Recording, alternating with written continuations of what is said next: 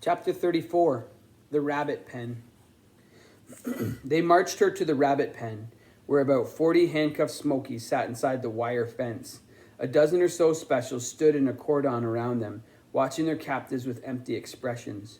By the entrance to the compound, a few rabbits hopped aimlessly, too addled by their sudden freedom to make a break for it. The special who had captured Tally took her to the end farthest from the gate, where a handful of Smokies with bloody noses and black eyes were clustered. Armed resistor, he said to the two pretties who guarded this end of the pen, and shoved her down to the ground among the others. She stumbled and fell onto her back, where her weight stretched the cuffs painfully across her wrists. When she struggled to turn over, a foot planted itself into her back and pushed her up. For a moment, she thought the shoe belonged to a special, but it was one of the other Smokies, helping her up the only way he could. She managed to sit up cross-legged. The wounded Smokies around her smiled grimly, nodding encouragement. "Tally?" someone hissed. She struggled to turn toward the voice. It was Kroy, a cut over his eye, bleeding down onto his cheek, one side of his face covered with dirt. He scooted himself a bit closer. "You resisted?" he said. "Huh, guess I was wrong about you." Tally could only cough. Traces of the burning pepper seemed stuck in her lungs, like the embers of a fire that wouldn't go out. Tears still streamed from her eyes. "I noticed you slept through breakfast call this morning," he said. "Then, when the specials came, I figured you'd picked an awfully convenient time to disappear." She shook her head, forced words through the cinders in her throat. "I was out late with David, that's all." Speaking made her sore jaw ache. Kroy frowned. "I haven't seen him all morning." "Really?" She blinked away tears. "Maybe he got away." "I doubt anyone did." Kroy jutted his chin toward the gate of the pen.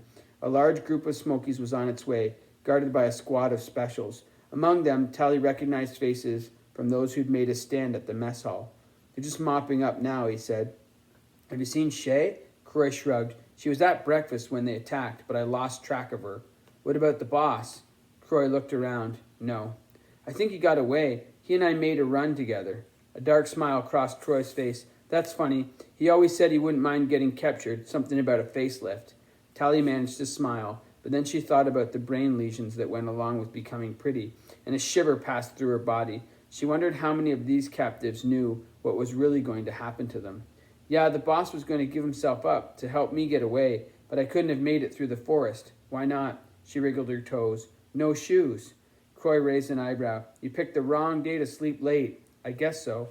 Outside the overcrowded rabbit pen, the new arrivals were being organized into groups. A pair of specials moved through the pen, flashing a reader into the bound Smokies' eyes, taking them outside one by one. "They must be separating everyone by city," Kroy said. "Why?" "To take us home," he said coldly. "Home?" she repeated. Just last night, that word had changed its meaning in her mind, and now home was destroyed. It lay around her in ruins, burning and captured. She scanned the captives, looking for Shea and David. The familiar faces in the crowd were haggard, dirty, crumpled by shock and defeat, but Tally realized that she no longer thought of them as ugly. It was the cold expressions of the specials, beautiful though they were, that seemed horrific to her now. A disturbance caught her eye. 3 of the invaders were carrying a struggling figure, bound hand and foot through the pen. They marched straight to the resistors' corner and dumped her onto the ground. It was Shea. "Watch this one." The 2 specials guarding them glanced at the still writhing figure. "Armed resistor?" one asked. There was a pause. Tally saw that one of the specials had a bruise marring his pretty face. "Unarmed, but dangerous." The 3 left their captive behind their cruel grace mark with a touch of hurry. "Shea?" Kroy hissed. Shea rolled over herself. Her face was red, her lips puffy and bleeding. She spat, saliva trailing from her mouth to a blood-red glob on the dusty ground. "Kroy?" she managed with a thick tongue. Then her eyes fell on Tally. "You!" Shea?" Kroy began. "You did this." Her whole body writhed like a snake in its death throes. "Stealing my boyfriend wasn't enough? You had to betray the whole smoke?" Tally closed her eyes and shook her head. It couldn't be true. She had destroyed the pendant. The fire had consumed it. "Shea," Kroy said, "calm down. Look at her. She fought them." "Are you blind, Kroy? Look around you. She did this."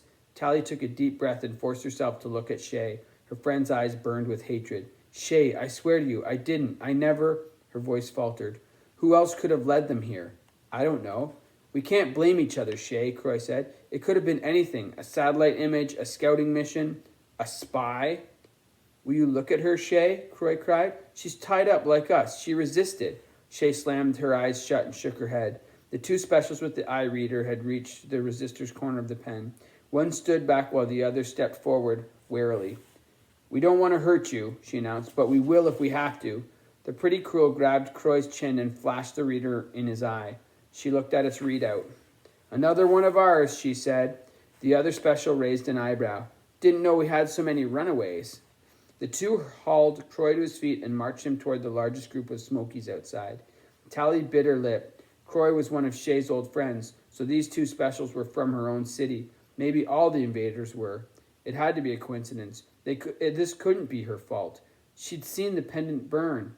So you've got Kroy on your side now, too. I see, Shea hissed. Tears began to fill Tally's eyes, but not from the pepper this time. Look at me, Shea.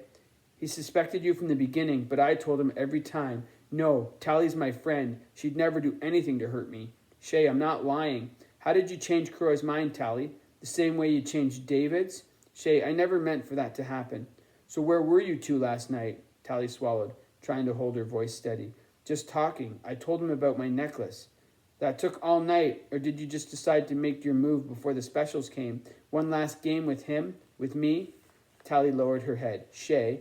A hand grabbed her chin and forced it up. She blinked, and a dazzling red light flashed. The special looked at the device closely. Hey, it's her. Tally shook her head, no. The other special looked at the readout, nodding confirmation. Tally Youngblood. She didn't answer. They lifted her to her feet and dusted her off. Come with us. Dr. Cable wants to see you immediately. I knew it, Shea hissed. No. They pulled Tally toward the gate of the pen. She twisted her head around to look back, trying to think of words that would explain. Shea glared up at her from the ground. Bloody teeth gritted, her eyes falling to Tally's bound wrists. A second later, Tally felt the pressure release, and her hands popped apart. The specials had cut her handcuffs. No, she said softly. One of the specials squeezed her shoulder. Don't worry, Tally. We'll have you home in no time. The other chimed in. We've been looking for this bunch for years. Yeah, good work.